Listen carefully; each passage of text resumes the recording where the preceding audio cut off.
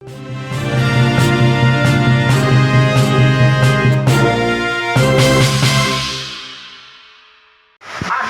fokuslah pada jalur pendidikan. Ini yang saya maksud, Pak Kasih. Iya. Terima kasih. Silakan, Pak.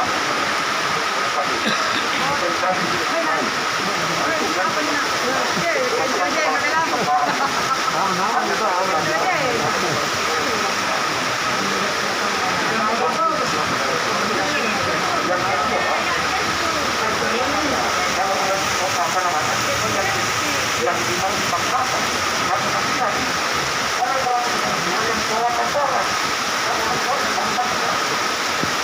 saya bawa kotoran ini yang harus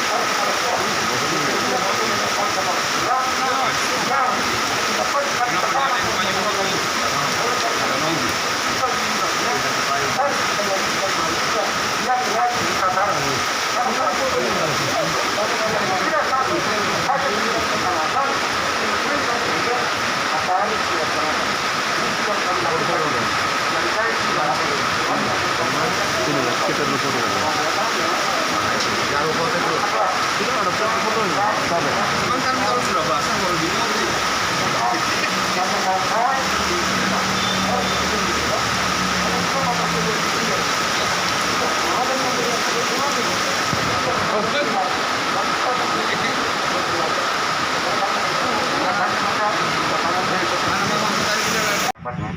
Uang mulai untuk kemudian kita menggunakan peran rapat untuk kemudian dialog. Ya tapi karena satu dua orang saja maka atas permintaan kita laksanakan di halaman ini. Ingin saya perjelas bahwasanya jika kita menilik kalimat demi kalimat dari apa yang tertuang di dalam surat edaran itu, ingin saya bacakan. Menindaklanjuti instruksi Bupati Bantaeng nomor 061 bla bla bla dan seterusnya tanggal 6 Oktober 2021 tentang penerapan sanksi administrasi bagi sasaran wajib vaksin. Bagi sasaran wajib vaksin. Artinya ada masyarakat, ada orang tua siswa yang tidak menjadi wajib sasaran. Misalnya yang sakit berdasarkan keterangan dokter itu tidak masuk pada sasaran wajib. Akan tetapi yang melakukan itu mereka ringan. Inilah yang kemudian yang kena seperti itu.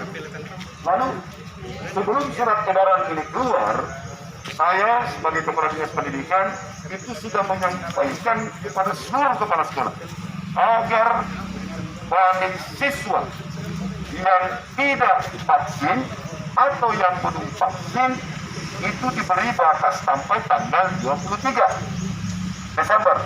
Hanya saja Ananda ini mungkin melihat ada beberapa kepala sekolah yang terlalu kaku mengartikan surat edaran ini sampai kemudian begitu tiba surat edaran di tangannya, nah, tidak usah pakai.